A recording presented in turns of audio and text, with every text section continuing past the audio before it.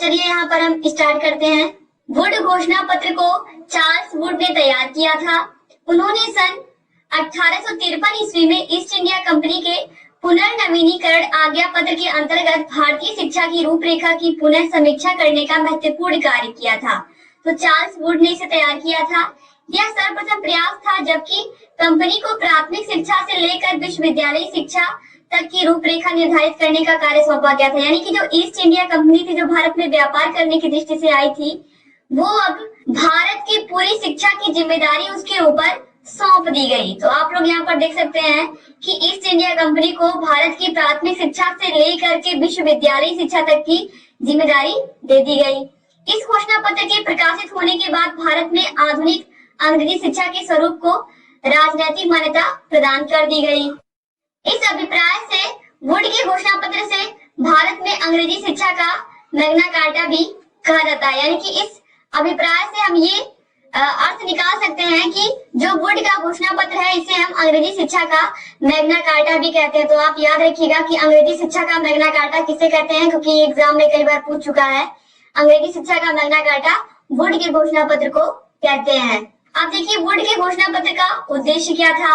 Would ने अपने घोषणा पत्र में कंपनी के शिक्षा संबंधी उद्देश्यों पर टिप्पणी करते हुए कहा है, अनेक महत्वपूर्ण विषयों में से अन्य कोई भी विषय इतना आकर्षण उत्पन्न नहीं करता है जितना कि शिक्षा।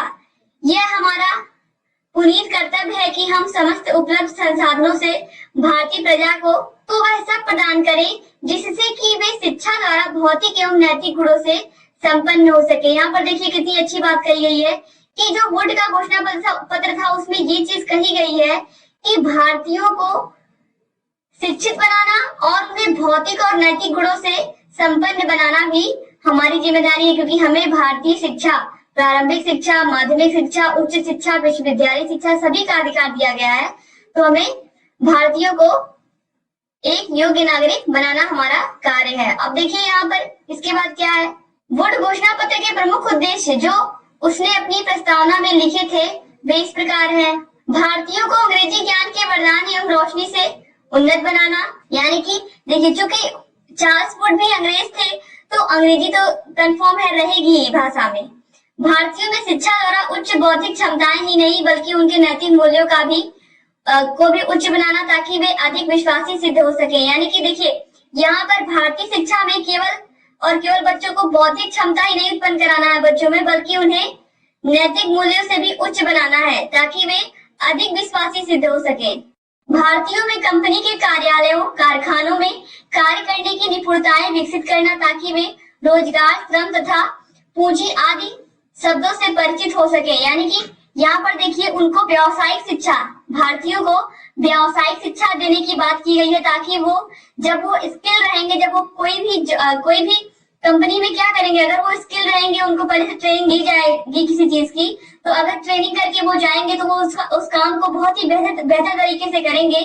किसी भी कंपनी में जाएंगे तो अगर वो ट्रेनिंग किया हुआ बंदा है तो बहुत अच्छे से काम करेगा। जैसे कि आप लोग ट्रेनिंग करके अगर जाएंगे विद्यालय पढ़ाने तो एक आप हाई स्कूल इंटर पास किए हुए, बीए पास किए हुए टीचर से अच्छा आप पढ़ाओगे अगर आप ट्रेनिंग करके जाओगे डीएलएड की। तो डीएलएड की ट्रेनिंग क्यों होती है, ताकि आप एक अच्छे टीचर बन सको, किस तरीके से पढ़ाया जाता है स्कूल में जाकर के ये सीख सको। तो वैसे ही यहाँ पर भी है कि कंपनी के कार्यालयों में काम करने के लिए, कारखानों में काम करने के लिए निपुण व्यक्तियों को बनाना, यानी कि उनको स्किल प्रदान करना, उनको ट्रेनिंग देना ताकि आगे चल करके वो कंपनी के कारखानों में या कंपनियों में काम कर सके। अब इसके बाद देखिए भारतीय साहित्य को पाश्चात्य दर्शन एवं विज्ञान से सुसज्जित करना, यानी कि जो भारतीय साहित्य है इसको आधुनिक बनाना।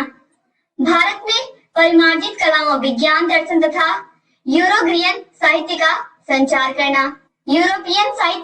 संचार करना। अब जो सबसे महत्वपूर्ण है वो है वुड के घोषणा पत्र की लिखित संस्तुतियां। दोस्तों लिखित संस्तुतियों का मतलब है कि जो वुड का घोषणा पत्र था, जो कि चार्ल्स वुड के द्वारा प्रस्तुत किया गया था, इसमें चार्ल्स वुड के द्वारा कौन कौन से संस्तुतियां की गई थी, यानी कि कौन कौन से सुझाव दिए गए थे उस समय अंग्रेजी सरकार को। तो यहाँ पर आपको सभी सुझावों को बहुत ही ध्यान से देखना है, क्योंकि उन्हीं सुझावों पर फिर कानून बनता है। तो इसलिए आपको देखना है कि चार्ल्स वुड ने चाहे प्राथमिक शिक्षा हो, उच्च शिक्षा हो, विश्वविद्यालय शिक्षा हो, उन्होंने क्या क्या संस्तुतियां दी थी। वुड घोषणा पत्र की सिफारिशें निम्नलिखित बिंदुओं पर थी।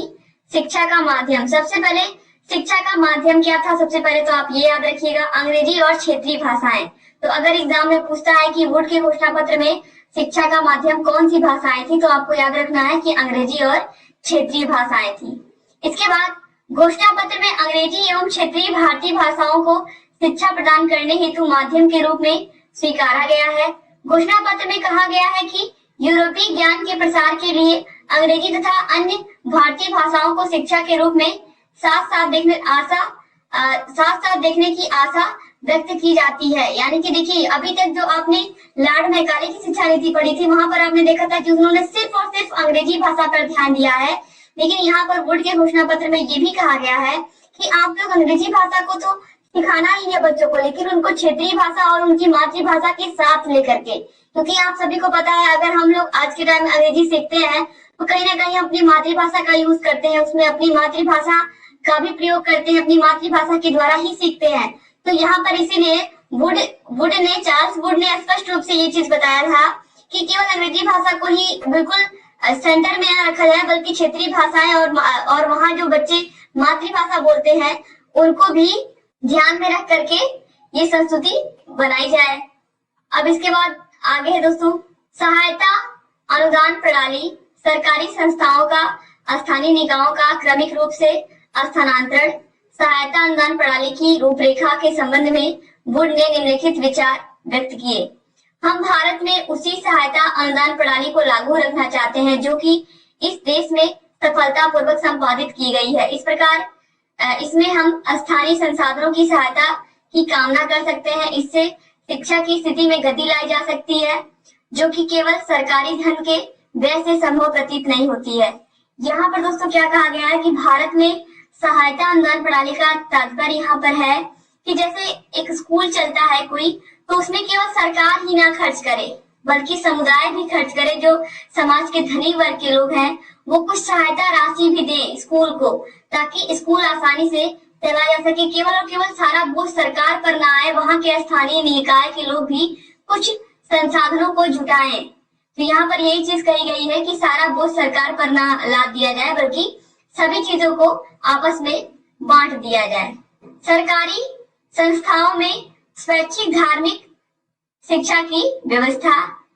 समस्त सरकारी संस्थानों में धर्मनिरपेक्ष शिक्षा के स्वरूप की व्यवस्था की जानी आवश्यक है। अन्य पुस्तकों के साथ धर्म ग्रंथ बाइबल को भी पुस्तकालय में रखवा दिया जाए तथा छात्र जो भी चाहे स्वतंत्रता पूर्वक उसका अध्ययन कर सके। यहाँ पर कितनी अच्छी बात कही गई है कि सरकारी संस्थाओं में स्वैच्छिक धार्मिक पुस्तकों की व्यवस्था करना, कि अगर बच्चे का मन है बाइबल पढ़ने का तो वो बाइबल पढ़े, अगर उसका मन है रामायण पढ़ने का रामायण पढ़े। मतलब यहाँ पर कहा गया है वुड के घोषणा पत्र में कि इन संस्थाओं में धर्मनिरपेक्ष शिक्षा दी जाए, किसी एक शिक्षा को बढ़ावा ना दिया जाए कि हाँ किसी एक धर्म विशेष का हम प्रचार कर रहे हैं। तो इस तरीके से यहाँ पर वुड के घोषणा पत्र को फिर भी हम मान सकते हैं कि काफी हद तक भारतीयों के लिए अच्छा सिद्ध हुआ है। आगे और पढ़ेंगे आप तो और जानेंगे। अब यहाँ पर और कौन कौन सी विशेषताएं थी देखिए। शिक्षक प्रशिक्षण, वुड घोषणा पत्र में यह सिफारिश की गई थी कि इंग्लैंड के शिक्षण प्रशिक्षण के अनुरूप भारत के प्रत्येक प्रांत में शिक्षण प्रशिक्षण कॉलेजों की स्थापना की जाए तथा इस कार्य में अच्छे व्यक्तियों को आकृष्ट करने के लिए छात्रवृत्ति, उत्तम वेतन एवं सुविधाओं की भी व्यवस्था की जानी चाहिए। तो आपने यहाँ पर देखा, आप भी तो शिक्षक प्रशिक्षण ही ले रहे हैं, आप लोग भी प्रशिक्षु हैं। तो यहाँ पर इंग्लैंड में भी इसी तरीके से शिक्षक प्रशिक्षण होता था, तो उसी शिक्षण प्रशिक्षण को भारत में लाया गया। जो आज आप डीएलएड कर रहे हैं, बीएड कर रहे हैं अलग अलग संस्थानों से, तो यहाँ पर यही चीज बताई गई है कि शिक्षक अगर प्रशिक्षित रहेगा तो बच्चों को अच्छे से पढ़ा पाएगा, हर उस बच्चे की कमजोरी को अच्छे से समझ पाएगा, बच्चा किस सब्जेक्ट में अच्छा है किसमें वीक है सभी के बारे में आसानी से समझ पाएगा। तो यहाँ पर वही चीज कही गई है कि शिक्षक प्रशिक्षण, हर एक प्रांत में इसकी व्यवस्था की जाए, शिक्षण प्रशिक्षण कॉलेजों की स्थापना की जाए और इस कार्य में जो व्यक्ति अच्छे हैं उनको छात्रवृत्ति भी दी जाए, उत्तम वेतन भी दिया जाए और सुविधाएं भी दी जाए। तो यहाँ पर शिक्षक प्रशिक्षण की बात हो गई सबसे पहले, जो यहाँ पर संस्कृति आपने देखा। इसके बाद है यहाँ पर देखिए स्त्री शिक्षा। दोस्तों स्त्री शिक्षा से पहले मैं आप लोग को बता दूं कि अगर एग्जाम में पूछता है कि सबसे पहले शिक्षक प्रशिक्षण की व्यवस्था किस संस्तुति में की गई, तो आप बताइएगा कि चार्ल्स वुड के घोषणा पत्र में ये कहा गया था सबसे पहले कि शिक्षक प्रशिक्षण होना चाहिए।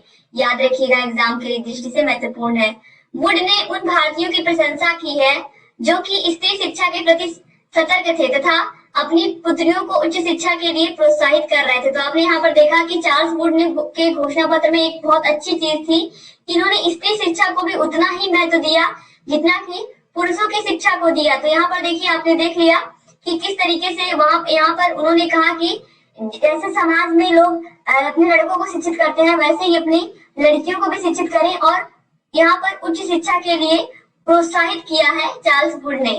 अब विश्वविद्यालयों की स्थापना, भारतीयों द्वारा जो तीव्र उत्सुकता अंग्रेजी शिक्षा के प्रति जागृत हुई उसे देखते हुए भारत के बड़े नगरों में विश्वविद्यालयों का निर्माण करना चाहिए। विश्वविद्यालयों का निर्माण इस प्रकार होना चाहिए जैसे कि लंदन विश्वविद्यालय को आदर्श बना करके, यानी कि विश्वविद्यालयों का जो निर्माण होगा भारत के बड़े बड़े नगरों में, उनका जो रूपरेखा होगा वो लंदन विश्वविद्यालय को आदर्श बना करके उसी के आधार पर जैसे वहां पर पढ़ाई होती है वैसे यहाँ पर भी होगी। अब देखिए जन शिक्षा का प्रसार या प्रचार। अब यहाँ पर देखिए जन शिक्षा का प्रसार या प्रचार में वुड के घोषणा पत्र ने यह स्वीकार किया कि शिक्षा में निस्यंदन सिद्धांत ने जन शिक्षा के प्रसार को बहुत आघात पहुंचाया है। अतः वुड ने सिफारिश की थी कि सरकार को प्राथमिक शिक्षा के क्षेत्र में अधिक धन लगाकर प्रत्येक जिले में इसकी उचित व्यवस्था करनी चाहिए। देशी विद्यालयों में सुधार, निर्धन छात्रों के लिए छात्रवृत्ति की व्यवस्था करें ताकि वे उच्च शिक्षा की ओर अग्रसर हो सके। तो यहाँ पर आपने देखा कि किस तरीके से वुड के घोषणा पत्र में ये बात स्वीकार की गई है कि जो लॉर्ड मैकाले का निस्यंदन सिद्धांत था उसने कहीं ना कहीं समाज को बहुत आघात पहुंचाया है, क्योंकि जो निस्यंदन सिद्धांत था वो क्या था, वो केवल और केवल समाज के उच्च वर्ग के धनी वर्ग के लोगों को शिक्षा देने की बात उसमें की गई है। और आप सभी को पता है कि समाज में सभी को शिक्षा का समान अधिकार प्राप्त है और सभी को शिक्षा मिलनी चाहिए एक सभ्य समाज बनाने के लिए। तो यहाँ पर इस तरीके से देखिए, आपने यहाँ पर जन शिक्षा का प्रसार भी देखा कि सभी को शिक्षा समान रूप से मिलनी चाहिए। अब है वुड की घोषणा पत्र का मूल्यांकन। मूल्यांकन का मतलब है क्या अच्छाइयां हैं इसमें, क्या कमियां हैं, आपको सभी को ध्यान से देखना है।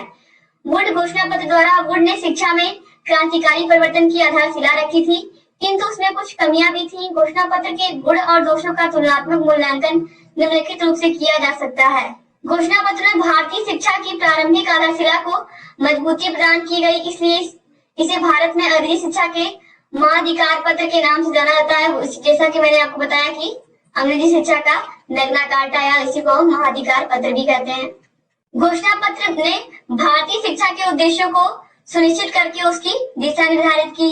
घोषणा पत्र में सर्वप्रथम क्रमबद्ध स्कूलों, व्यावसायिक शिक्षा, स्त्री शिक्षा तथा जन प्रसार शिक्षा, विश्वविद्यालय शिक्षा की संरचना रूपरेखा प्रस्तुत की गई। जैसा कि मैंने आपको बताया कि पहली बार स्त्री शिक्षा की बात हुई, इसके अलावा व्यावसायिक शिक्षा की बात हुई, आगे चलकर के बच्चे का जो विद्यार्थी है वो कारखानों में काम करने के योग्य बन सके या किसी कंपनी में फैक्ट्री पे काम करने के योग्य बन सके, तो उनको स्किल बनाया जाए, उनको ट्रेनिंग दी जाए।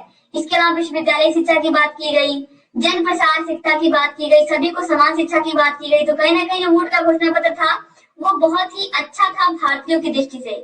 प्राच्य विद्या साहित्य के मुद्रण, प्रकाशन एवं पठन पाठन हेतु छात्रवृत्तियों तथा अन्य प्रोत्साहन धनराशि की व्यवस्था की गई, यानी कि जो लोग प्राचीन साहित्य पढ़ना चाहते हैं उनके लिए छात्रवृत्ति की यहाँ पर व्यवस्था की गई। घोषणा पत्र में योग्य, प्रशिक्षित, उत्तम वेतन तथा सुविधाओं से सुसज्जित शिक्षकों हेतु नॉर्मल स्कूलों की स्थापना पर जोर दिया गया। घोषणा पत्र में एक चीज साफ साफ कही गई कि जो शिक्षक हैं जो बच्चों को पढ़ाएंगे स्कूलों में वो प्रशिक्षित हो और उनको उत्तम वेतन मिले। अगर टीचर का वेतन उत्तम रहेगा, उसको सभी सुविधाएं मिलेंगी तो वो आसानी से बच्चों को अच्छे से पढ़ा सकेगा। तो यहाँ पर टीचर का पूरा ख्याल रखा गया है, आप देख सकते हैं टीचर की सभी सुविधाओं का। और सबसे बड़ी चीज कि टीचर जो है वो प्रशिक्षित होना चाहिए, यानी कि वो ट्रेनिंग लिया हुआ शिक्षक होना चाहिए। अब इसके बाद देखिए, घोषणा पत्र में सरकारी नीतियों का पालन करने वाले सभी विद्यालयों हेतु सहायता अनुदान राशि की व्यवस्था की गई। अब देखिए, जेम्स ने इसकी प्रशंसा में लिखा है, सन 1854 वुड का घोषणा पत्र भारतीय शिक्षा में सर्वोच्च स्थान है। जो कुछ इसके पूर्व हुआ वह इसको संकेत करता है और जो कुछ इसके बाद हुआ वह इसके विकास एवं वृद्धि का परिणाम है। यानी कि देखिए, जेम्स ने इसकी प्रशंसा में लिखा है, यानी कि वुड के घोषणा पत्र की प्रशंसा में लिखा है कि भारतीय शिक्षा में सर्वोच्च स्थान है इसका, क्योंकि वुड के घोषणा पत्र के बाद ही हमारे देश की शिक्षा में एक क्रांति आई और स्त्री शिक्षा का भी अधिकार मिला। इसके अलावा आपने देखा कि जन समूह में शिक्षा का प्रचार प्रसार हुआ, निस्संदन सिद्धांत समाप्त हुआ। अब यहाँ पर देखिए वुड के घोषणा पत्र में कौन कौन सी कमियां थी उसको भी आपको विशेष रूप से जानना जरूरी है।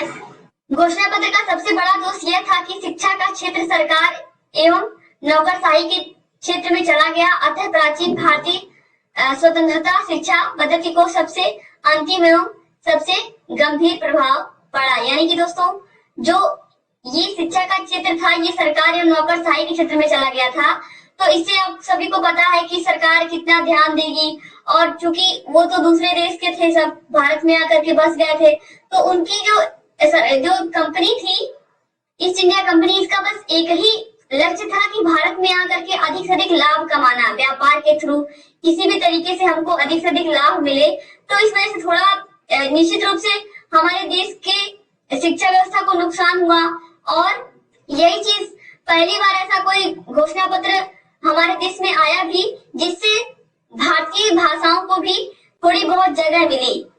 अब इसके बाद देखिए घोषणा पत्र ने उच्च एवं माध्यमिक शिक्षा में अंग्रेजी को माध्यम बनाकर उसे जन प्रतिष्ठित बनाने से रोक दिया। दोस्तों यहाँ पर जो वुड का घोषणा पत्र था, यहाँ पर तो प्राथमिक कक्षाओं में बच्चा अंग्रेजी के साथ अपनी मातृभाषा को पढ़ सकता था, लेकिन माध्यमिक शिक्षा और उच्च शिक्षा में अंग्रेजी ही केवल वो पढ़ सकता था, जिससे जन प्रचलित नहीं बनाया जा सका अंग्रेजी भाषा को, या फिर अपनी भारतीय भाषा को कोई स्थान ही नहीं दिया गया यहाँ पर। यानी कि जो वुड का घोषणा पत्र था इसमें एक चीज फिर से मैं रिपीट कर दूं कि केवल और केवल अंग्रेजी भाषा को मान्यता दी गई उच्च शिक्षा, माध्यमिक शिक्षा में, विश्वविद्यालय शिक्षा में, और जो भारतीय भाषाएं थी उनको केवल और केवल प्राथमिक तक जगह दी गई, कक्षा 1 से 5 तक की शिक्षा में।